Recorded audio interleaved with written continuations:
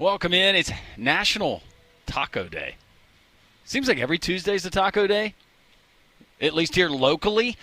It is three-man front on this Tuesday. Landrum Roberts, Pat Smith, Conrad Van Order, Molly Robinson along in just a little bit. We're live here in the terrace. The godfather of Auburn football is already here hanging out, and I'm sure Don will be along.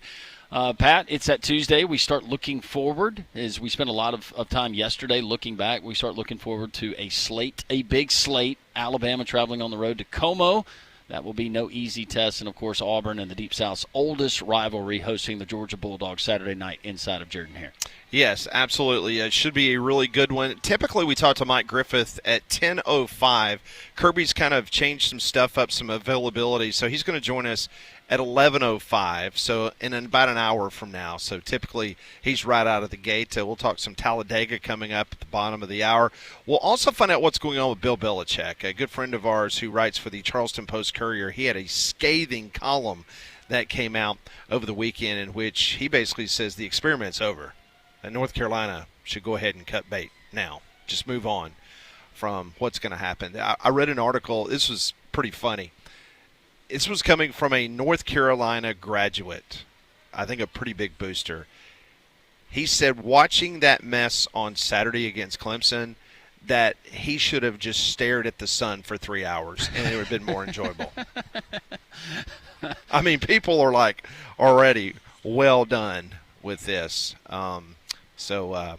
Also, we will talk to Dimitri Ravanos. He'll join the program at his typical time. And also Matt Baker wrote a really good piece in The Athletic about Miami. He kind of was there in Tallahassee for the game and talking about Miami potentially being a team that will vie for the national championship. It feels real this time for Miami, doesn't it? It really does. Also, just noticed this a couple moments ago, but the UFL has announced some changes. The Birmingham Stallions, as we know, they are back for next season. They will now apparently be in the same division as the I'm sitting here looking. Now, actually, this is in alphabetical order, so this is not the actual league. But here are the teams for the UFL for spring of 2026. It will be the Birmingham Stallions, the Columbus Aviators. All right. The Dallas Renegades, so they're moving from Arlington to Dallas, and they're going to play at Toyota Stadium, which is a soccer stadium. The DC Defenders are back. The Houston Gamblers. Oh, okay. They were the Roughnecks. Right. Now they're the Gamblers, and they're moving to the soccer stadium. So they're not going to play at a football stadium. They're going to play at a soccer stadium. The Louisville Kings. Okay. The Orlando Storm. Not too different from what we got in the World League. And the St. Louis Battlehawks. Now, to my knowledge, the only two teams that will actually be playing in a football venue will be the St. Louis Battlehawks and the Birmingham Stallions. What was the one you said before the Stallions? Did you have another nickname that just popped in there? No, you got the Aviators of Columbus, okay, the Louisville Kings, the Orlando Storm. What is the Kings? What is that referencing there in Louisville? I imagine Kings of horse racing. Yes, the Sport of Kings. The Sport. That's of their Kings. logo. Okay, it's not bad. Now the Orlando Storm, if I'm not mistaken, what was the name of the team that? It was the Thunder, wasn't it? Well, no, I was thinking about the team that Spurrier in the Alliance of American Football. What was that one called? I thought that. Let's see. No, it was the Apollos. Yep, that's what it was. It was the that was the Alliance of American Football. Orlando Thunder. That was Kerwin Bell, and that was the original USFL. No, that was the original XFL. Or is that the original World League of American Football? The Orlando Renegades was the team that Lee Corso was the head coach of in the USFL. All right, Orlando Thunder was a member of the World League. That was the World League? That was the World League. You got the Tampa Bay Lightning in hockey, more Storm-related names. Well, I guess that's what happens when you've had 18 spring leagues over the course of your lifetime. I just remembered the XFL team, the original XFL team that was in with the Birmingham Thunderbolts. Yeah, that was the Rage. The Rage. I remember the Rage. Remember, Brome was the yeah. He was the quarterback. Okay. of that team. So, Gotcha. Yeah. So there you go. For UFL fans out there, it will be the Birmingham Stallions, Columbus Aviators, Dallas Renegades, DC Defenders, Houston Gamblers, Louisville Kings, Orlando Storm, St. Louis Battlehawks. Do you remember those Orlando Thunder? Yeah. Ooh. Yeah, that helmet just bothered me. Still bothers me, apparently. Hey, I'm just glad to see that the Birmingham Stallions logo is right there. Yeah, right? Yep. Are we good with with the new part-time owner? I don't know. Have we communicated with him? Oh. Yeah, just some of these names. But only 2 football venues. 2 American football venues. Okay. Will be Birmingham and St. Louis. Everything else will be a part of the smaller venues, the soccer stadiums. So that's what he wanted to do. Well, hopefully we can get good attendance inside a Protective Stadium next year, fill up that lower bowl. And Well, one thing's for sure, the city of Houston and Arlington/Dallas, 2 of the bigger metroplexes in our country, nobody went to their games. Yeah. So I guess if you have 3,000 people show up to a football game in a smaller venue, it might look like you've got a crowd. I assume that's the reason. So maybe they were tired of just paying for all that extra security at the games. Maybe so, but I'm curious to see what marketing looks like with this new infusion of money and this guy out of New York and how they promote the league leading up to kickoff. Because you can imagine in Birmingham if if the message gets lost during the week, during the season, and people forget that there's a game, what are they doing in these big cities when you have all of these other competing interests that you're fighting against? Yep. For people's attention and their dollars. So this just came out a few moments ago, along with the fact that there's some great games for Alabama and Auburn coming up this weekend. You've got the Red River rivalry there in Dallas at the Cotton Bowl. And a story just came out a few moments ago that optimism is growing that John Mateer is going to be able to play against the Texas Longhorns this weekend. So Mateer is pushing to return this week from his hand surgery that he suffered when he played Auburn a few weeks ago. Yeah, I know Hawkins wasn't great, and they played Kent State, so I don't know how. And we saw him last year. But given where Texas is, maybe offensively, this is going to be the best defense that Texas has faced so far this year. No question. This defense, in my opinion, better than Ohio State and what they saw in Week 1. So, what does that look like? Is even if you start Hawkins, is that the better quarterback in the game? Would you favor the quarterback if Hawkins starts for Oklahoma over Arch Manning starting for Texas? I think I would. Yeah. And you just talked about the Oklahoma defense. Total defense, they're first in America.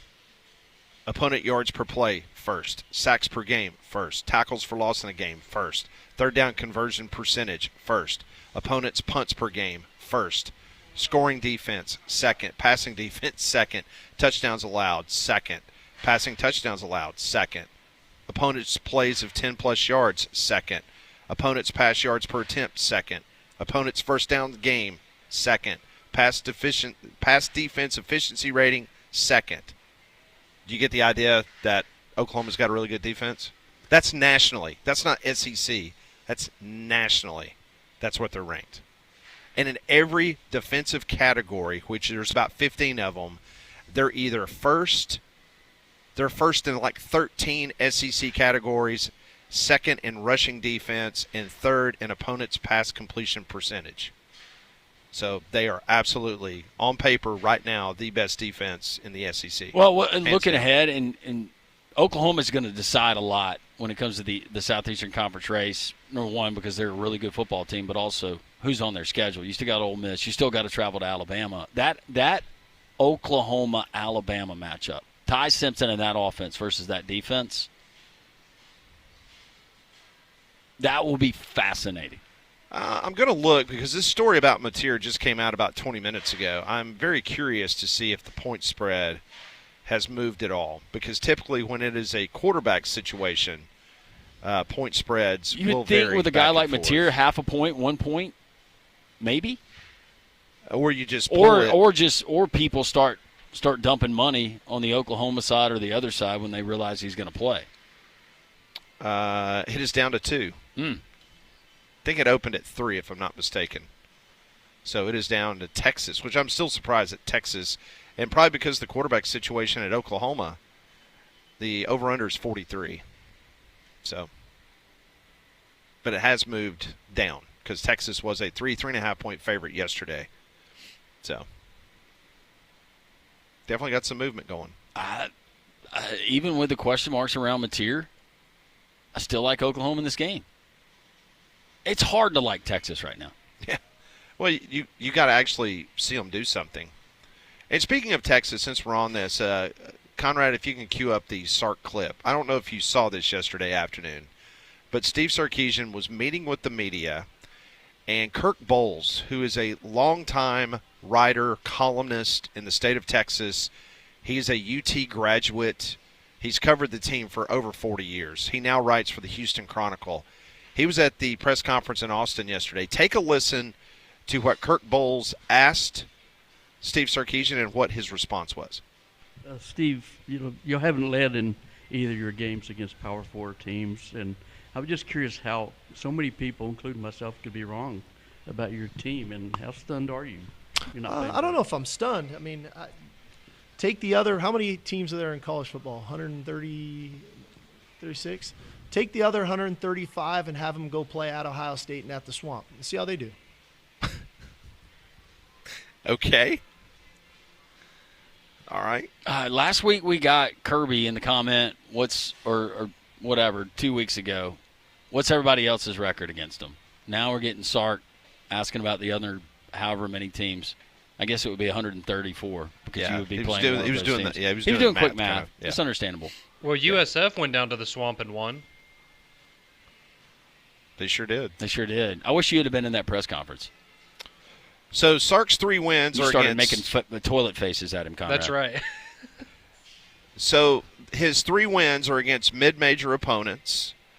They beat those mid-majors by an average of 34 points per game, and they were all in Austin.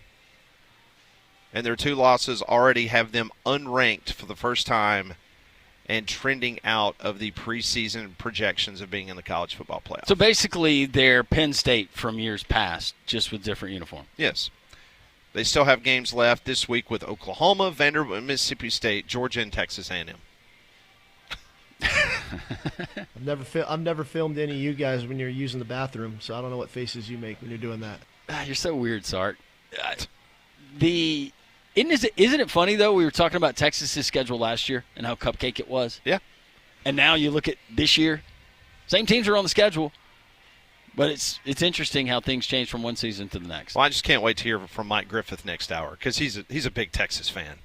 So hearing what Sark had to say yesterday about, everybody else going down to the Swamp, see how they end up. Because right now you say Oklahoma, would you give Oklahoma the edge over Texas? Yes. Would you give Texas A&M the edge over Texas? Yes. Would you give I would not give Mississippi State the edge over Texas. Georgia? I would give Georgia because they have to play at Georgia. What about Vanderbilt going to Texas? Could be interesting. I mean, that was Could a be really 3-point game interesting. last year. Don't forget Yeah. that. I mean, we're potentially looking at a Texas team that finishes 8-4, maybe 7-5. Possibly. Ooh. Yeah. It's a race to see if Penn State or Texas will get to 7 wins. Which team will get to 7 wins first? If they get to 7 wins. If they get to 7 wins. Yeah. We're live at Social Taco. It's National Taco Day. It's always a Taco Tuesday on the Taco Terrace, but it's National Taco Day. So hopefully you'll get a chance to come out and join us. We've already got some listeners stopping by to get a good seat to watch Landrum do the show today. Yeah, really? Thanks for the memo. Glad you got dressed up. Yeah. National Taco Day is like National Deodorant Day. We do it every day. Yeah, every day. Yeah. Every day's good for a taco. Yeah. Why not? So, bottom of the hour, we'll talk some Talladega. Next hour, Mike Griffith at 11:30. We'll talk to Scott Hamilton from the Charleston Post-Courier about what's going on with Bill Belichick. 12 o'clock hour, Matt Baker about the Miami Hurricanes. 1 o'clock, Dimitri Ravanos will join the show. We're just going to keep butchering. I know. Now I'm in my own head about how to say his name. Ravanos. Yeah. Whatever. He's funny. I don't care. We're live at Social Taco. Come and join us. You can check out the menu before you get here to make ordering easy because there's so many great things to choose from. Go to socialtaco.bar. If you've never joined us, we're here located next to City Hall in downtown Homewood. When you walk through the front doors, just look up the stairs, walk up, and you will meet all kinds of new friends. And you're going to be part of the Jocks family and three-man front family for life. Social Taco here as we broadcast until 2.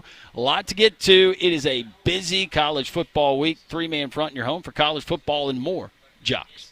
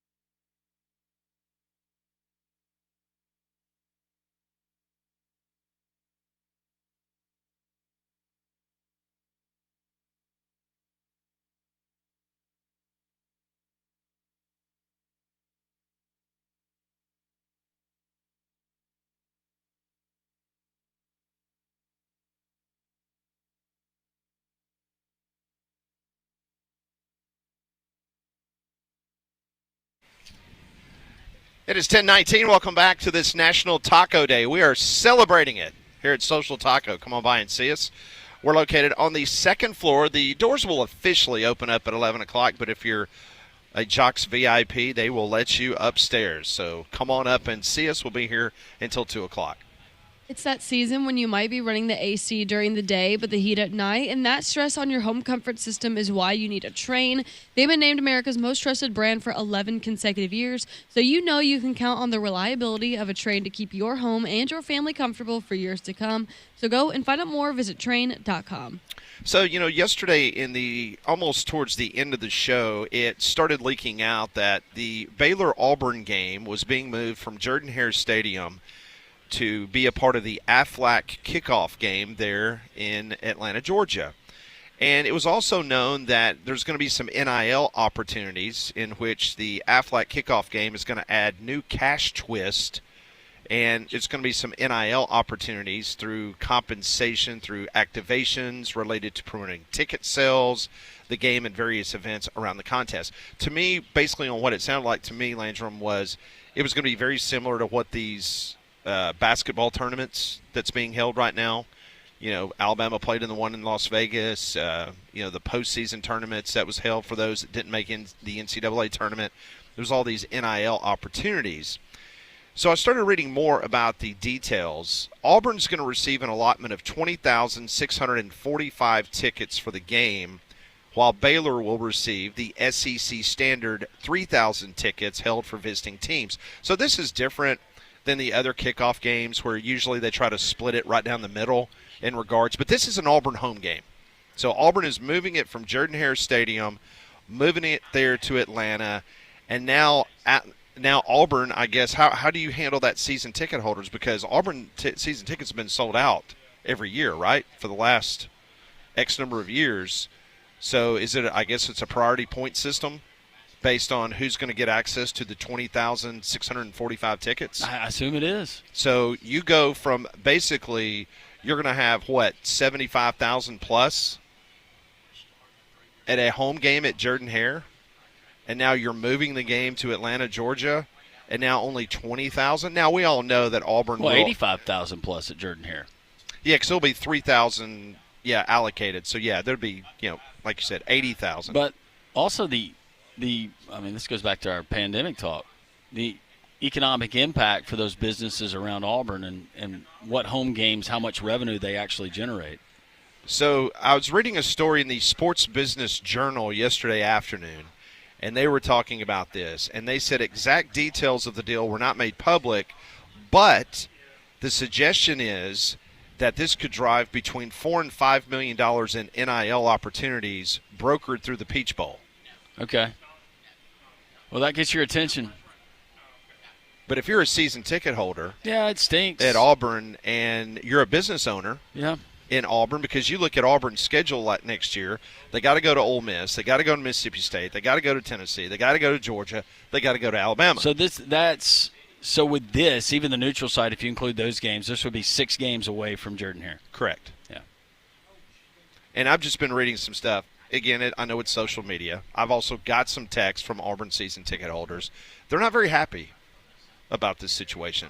Not happy at all. And it probably doesn't help the product you've been getting on the field. So you have to sell this if you're John Cohen, and that's what he's trying to do to his fan base, that, look, this is $4 or $5 million. That's going to be extra right for our student athletes. This is what we're going to sell them on. That's what I was interested in. How many opportunities? What are we talking about? Or is this going to be a across the board and then extras for, let's just throw it out, if you're a Jackson Arnold or somebody on the defensive side of the ball, where they can do extra stuff, commercials, promotional videos leading up to the game, right, to try to get the word out and encourage people to do it. It's extra avenues that they can go to, extra streams of revenue. That's what it's about in every athletic department. So, but I don't blame you. If you're an Auburn fan and you're a season ticket holder, not that Atlanta's out of the way, but maybe you've invested in a game day condo there, or it's a short drive. I can see the argument, though, coming from the season tickets. But I can also see the side of Auburn, and somebody calls and says, hey, we got an extra $4 or $5 million we could offer you guys, and you're going to get the lion's share of the gate when we play this game. It sounds enticing. Where's that other $5 million going to come from? And John Cohen's probably doing a lot of math these days in his head. Yeah, you have to. So if you're looking at their schedule for next year, the home games for Auburn will be Southern Miss, Jacksonville State, Arkansas, Florida, LSU, Vandy. So that's your home slate now that you've taken Baylor off. So you'll have 6 away from Jordan-Hare, 6 at home. So. Well, and I also wonder what kind of blowback would you get from your team and the players if they found out you turned down an opportunity? Yeah, for them to make all that money. To make a lot of extra money. Yeah. That probably wouldn't be good for morale. No. So Southern Miss, Jack State, Arkansas, Florida, LSU, Vandy. That's your home games at Jordan-Hare next year. And then actually away from Jordan-Hare will be Baylor, Ole Miss, Mississippi State, Tennessee, Georgia, Alabama. That's Go with that that's home tough. schedule again. Southern Miss, Jacksonville State, Arkansas, Florida, LSU, Vandy. Okay. Maybe another reason why. Yes, if I'm a season ticket holder. At least you were giving me some Baylor. Yeah. So you give up a Power 4 opponent for Southern Miss and Jacksonville State. Yeah. Yeah, I mean, I think that's a legitimate complaint if you're a season ticket holder. Yep. Based on what you're going to have to be a part of next year. But it's all about the money now. It is all. I mean, it's always has been. But now when you're talking about it being something specifically earmarked for NIL and for the players, completely different thing. So I bet Baylor loves it. absolutely. That gives – just think of the number of Baylor people that now have access to more than 3,000 tickets. Yeah. I mean, they're going to get 3,000 tickets at Jordan-Hare, but now because the Peach Bowl, they've only allocated 20,600 for Auburn, 3,000, and then the rest will be sold to the general public. What are the chances, Pat, that both Dave Aranda and Hugh Freeze are both coaching in that game? Ask me in 2 weeks. Ask me in 2 weeks. Yeah. And I'll let you know. On both of them. I don't think I'll have to ask in 2 weeks. No, you probably won't. As the weather turns, now's the time to get your mowers and tractors serviced for the end of the season, and Artec Tractor is the place to do it. They're your certified Mahindra servicing dealer, and just in time for hunting season, their hunter's package includes a Mahindra 1635 with loader, trailer, bush hog, tiller, and spreader, all for $0 down at just $450 per month. Artec has a full line of tractors as well as heavy construction equipment for those big jobs. Just north of Jasper on Highway 5, go by and see the fine folks there at Artec Tractor or online at artectractor.com. It's National Taco Tuesday. Come and join us live here at Social Taco in Homewood, socialtaco.bar. You want to check out the menu before you get here. It's a mix-and-match combination tacos, as many as your heart desires, Mexican pizzas, the chicken feathers that Pat loves so much. We're going to be getting a batch of those here in just a little bit. Social Taco, it's three-man front broadcast until 2 on this National Taco Tuesday right here on Jocks.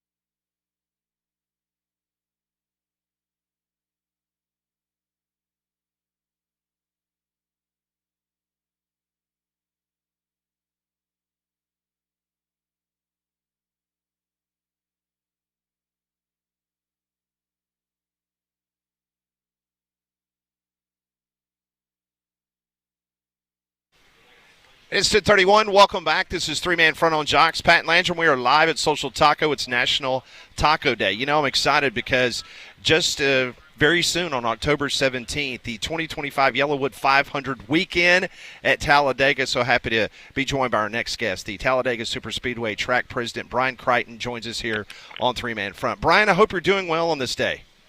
I am, yeah. Taco Tuesday. I mean, we're going to get out there and take care of some tacos today for sure. Absolutely. No, it's fantastic. And listen, when we get to this time of the year, it's always a tradition because it's Talladega time. And I know this is going to be a really special weekend coming up starting on Friday, October 17th.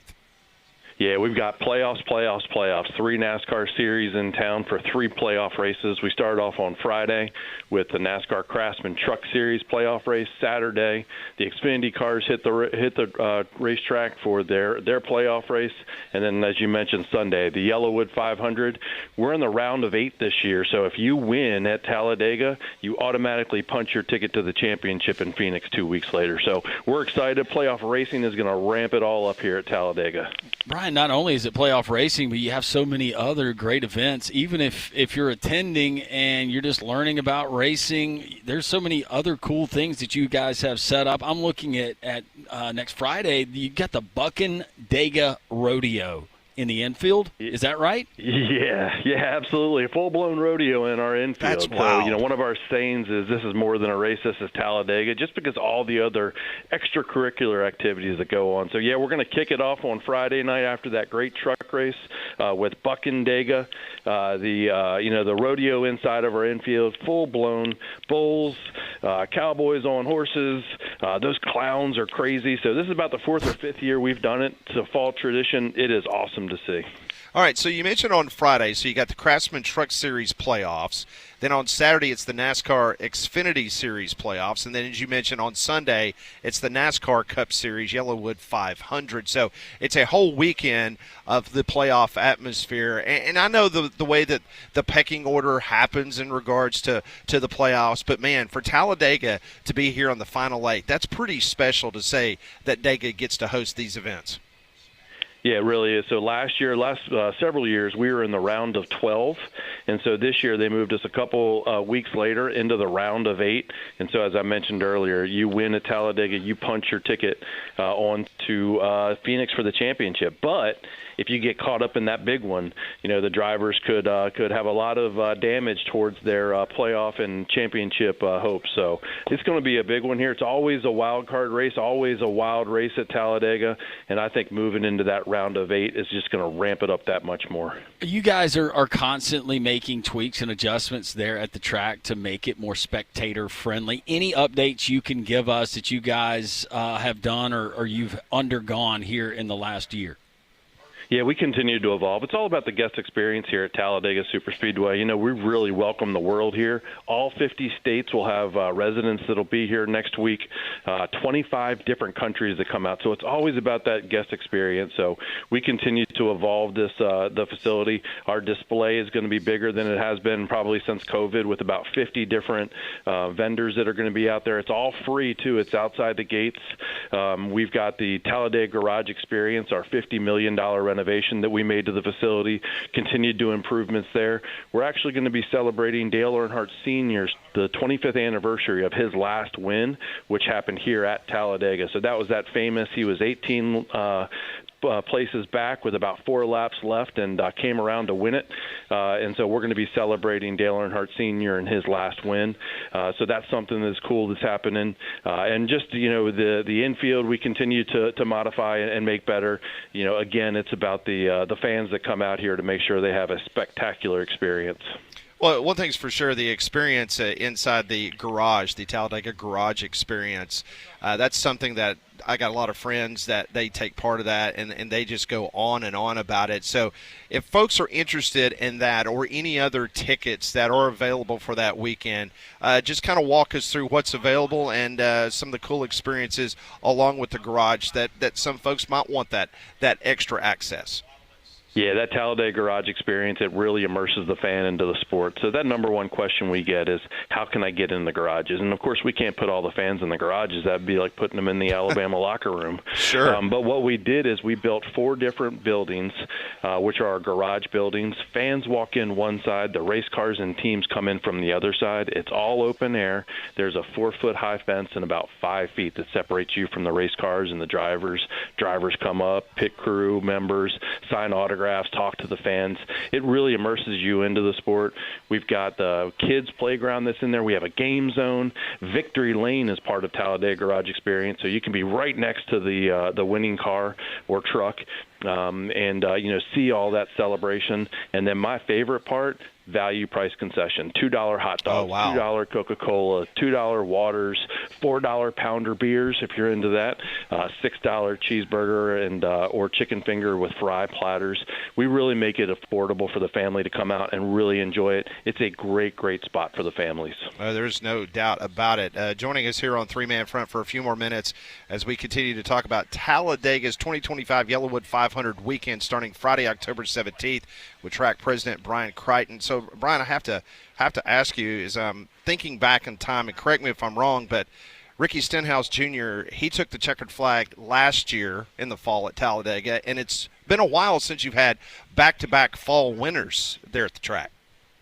Yeah, you're right. Exactly right. Ricky was in Victory Lane last year, a great race, and he'd love to be there again this year. I mean, who wouldn't be? But, yes, it has been a while since we've had back-to-back winners in the fall. But, you never know at Talladega. Ricky might end up there again. He's a great super speedway racer. Before we let you go, I do want to have an opportunity. The passing of Grant Lynch, someone that so many race fans in our part of the world, we had an opportunity to talk multiple times in studio with Grant Lynch, and he recently passed away. And I know he was someone that meant a great deal to racing in this part of the world. Yeah, absolutely. I knew Grant for 25 years. I started my NASCAR career up at Chicagoland Speedway, and Grant helped oversee that whole building of that project as well as the Kansas project back in 2001. So, I was fortunate enough to meet him back then and then fortunate enough to work alongside him for 15 years. You would not meet a better person. I mean, he was a mentor not only to me, but to every single person that he touched here at Talladega Superspeedway over the years. His vision to continue to make Talladega better, just will carry on, the traditions and everything else. So his vision is Talladega Garage Experience. So what I mentioned about that was, Grant Lynch, and just so special. So many stories about Grant. If you ever met Grant, you were a friend with Grant immediately. He had that massive, huge personality where he'd walk into a room and just take it over.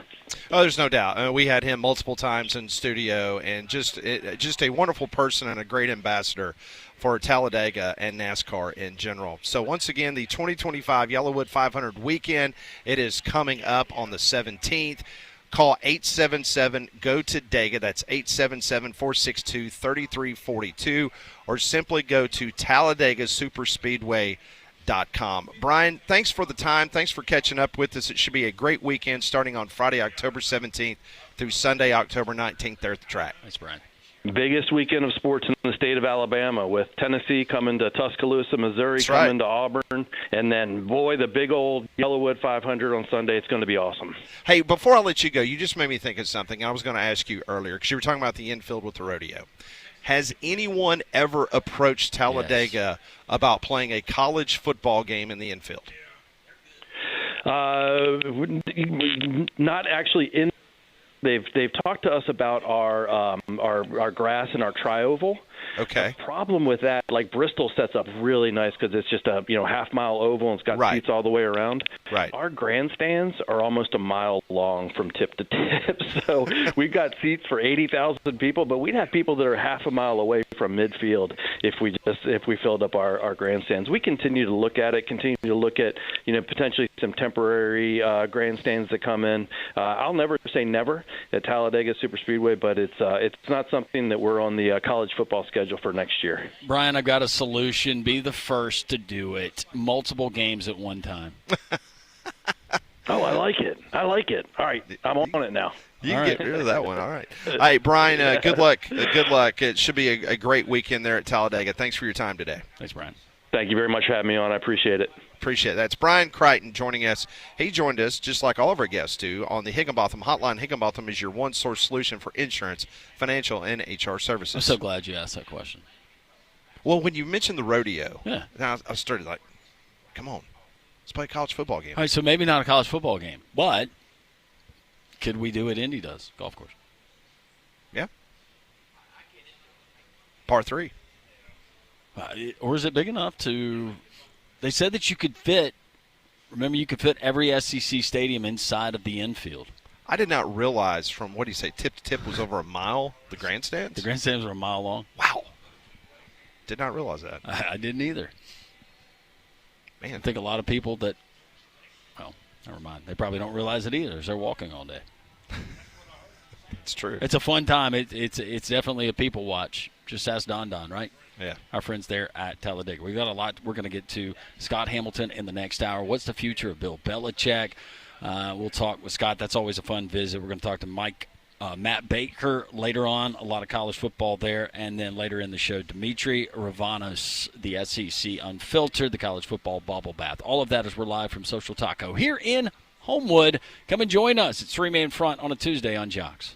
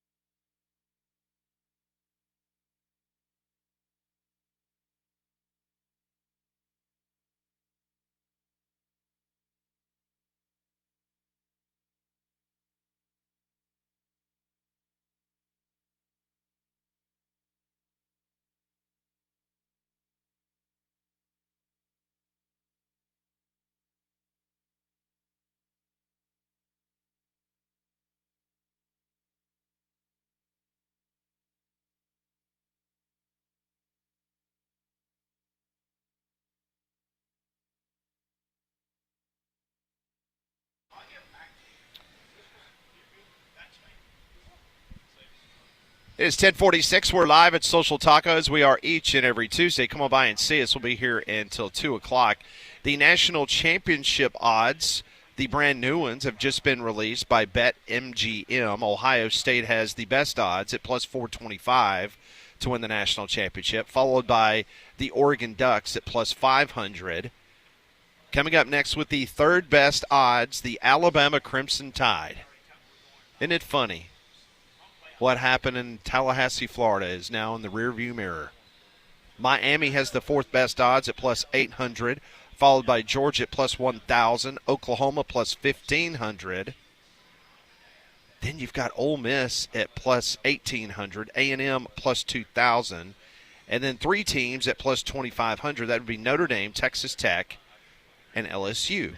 Well, speaking of that loss in Tallahassee, Mike Norvell met with the media yesterday. Take a listen to what he had to say about the resurging Alabama Crimson Tide. Alabama's a good football team, man. I know, when we beat them in week one, they weren't, obviously, but now all of a sudden they're a good team again. So it was, and we were dominant in that game. And it could have been worse if we would have been a little bit cleaner in that.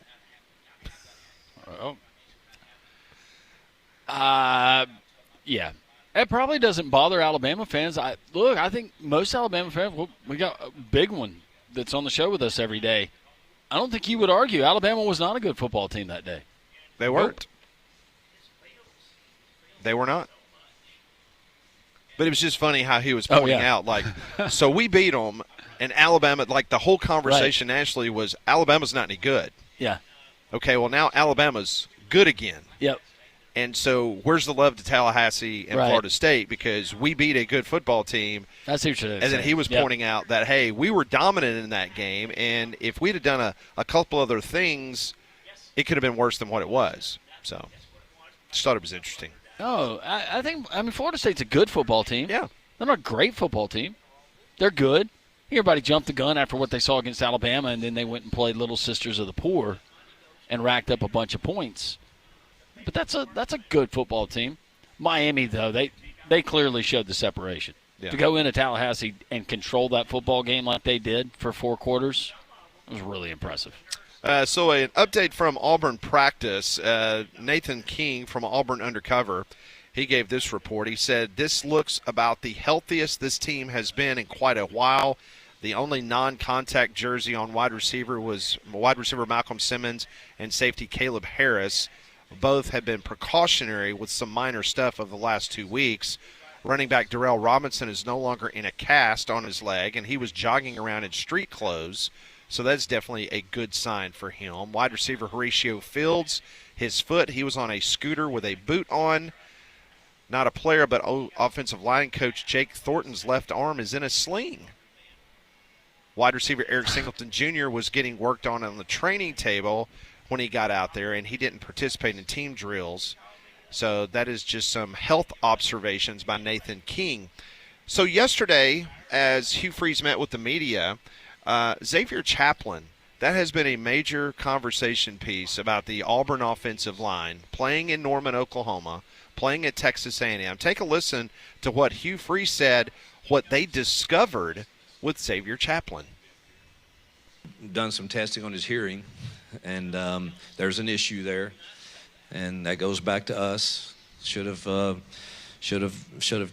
handled the cadence stuff differently for him, but he really struggles to hear in those environments, and we'll make adjustments for that.